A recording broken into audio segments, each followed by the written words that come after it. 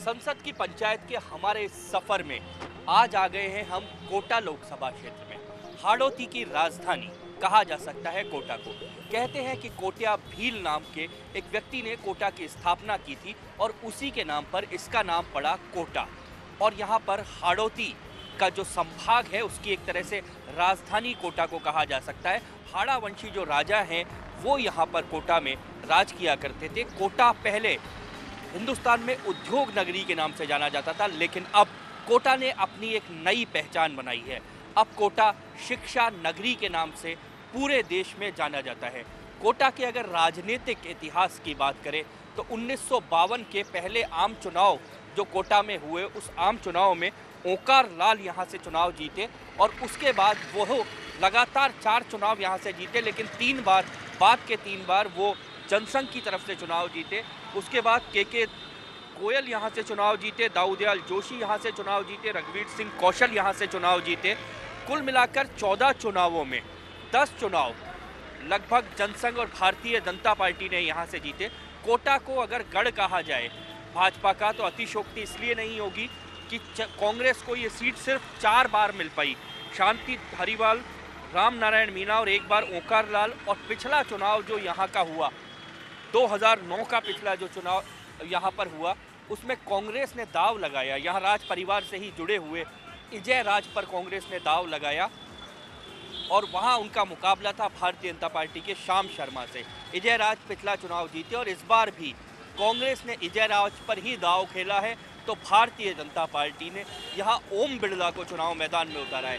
मुकाबला बहुत रोचक यहाँ पर इस बार देखने को मिलेगा। देखते हैं तस्वीर क्या होगी, इसलिए आइए चलते हैं कोटा के सफर पर।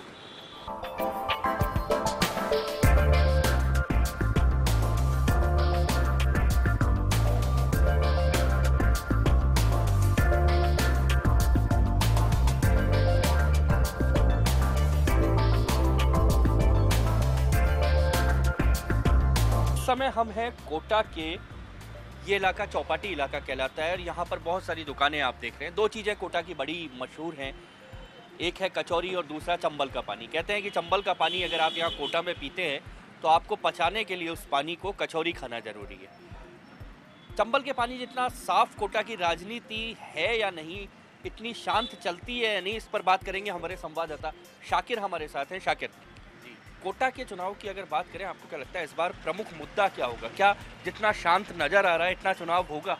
जी बिल्कुल, ये इस बार जो जैसा नज़र आ रहा है वैसा चुनाव नहीं होगा। कोटा में इस बार बहुत सारे मुद्दे हैं क्योंकि मौजूदा सांसद जो हैं विजय राज सिंह वो दोबारा कांग्रेस ने रिपीट किए हैं और कई सारे मुद्दे ऐसे रह गए जिस पर जो वो नाकामयाब रहे या करवा नहीं पाए।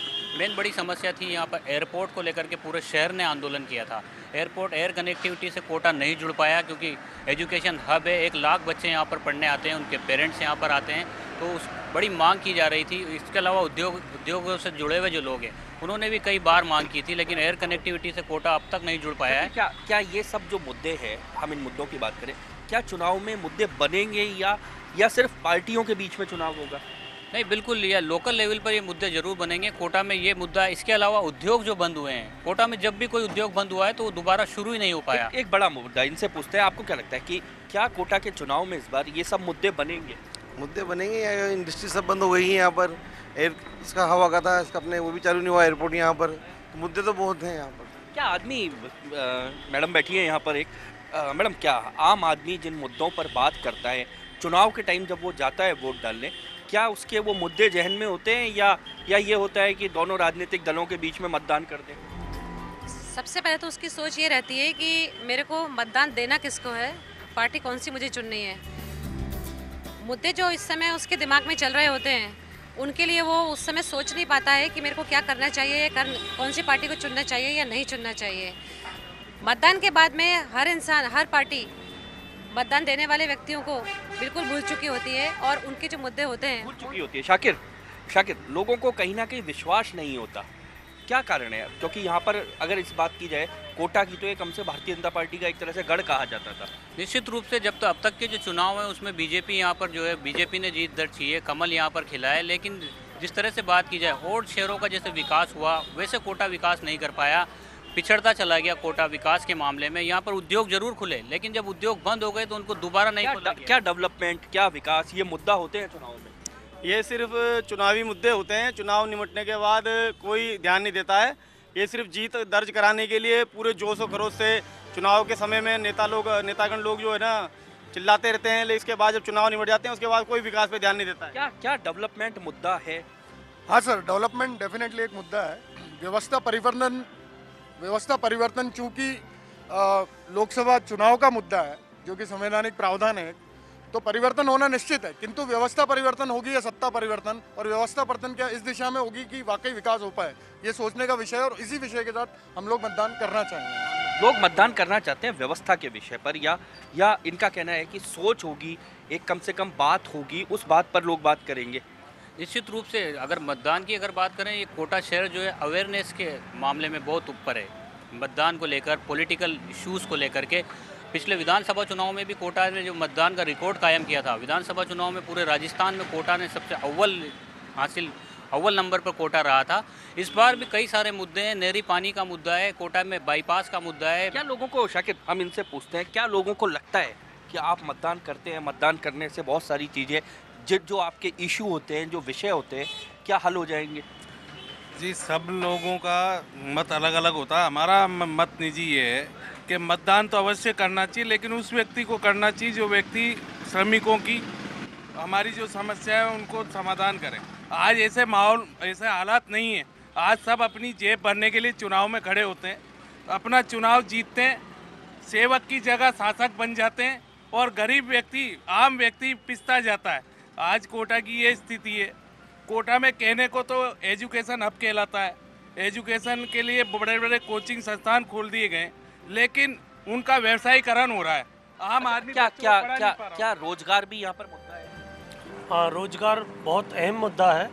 यहाँ जितने भी मंत्री जनप्रतिनिधि कोटा के रहे हैं उन्होंने इस ओर कोई ध्यान नहीं दिया।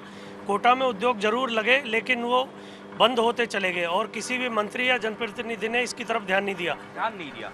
जनप्रतिनिधि ध्यान नहीं देते, उद्योग बहुत थे, बंद हो गए। हाँ जी, सारे उद्योग बोलते वोट के लिए बोलते हैं ये करेंगे और सारे उद्योग बंद कर देंगे।